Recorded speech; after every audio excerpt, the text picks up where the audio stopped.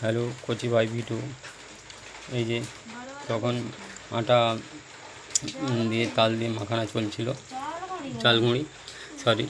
আর এখন এই যে চালগুঁড়ি মাখা হয়ে গেছে, এবারে এই যে পিঠা বানানো হচ্ছে। নারকেল পুর, সাদা নারকেল পুর চিনি দিয়ে এই যে পিঠা বানাচ্ছে। দেখুন আমার সঙ্গে যে ভিডিও করে আমার ছোট্ট মেয়ে সুচন্দা গুছাই, ওর পরীক্ষা চলছে, আর একটা বাকি আছে অঙ্ক কালকে। তারপরে জিকে আর পিটি আছে, তারপরে ব্যাস ড্রয়িং হয় শেষ। এটা হচ্ছে আমার ওয়াই জীবন সঙ্গী।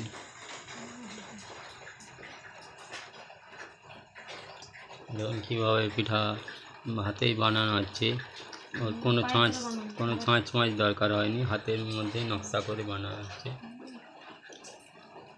কত সুন্দর নকশা করছে দেখুন। এরপর হচ্ছে ঝাড়া আনিয়ে সিদ্ধ করতে বসাবে।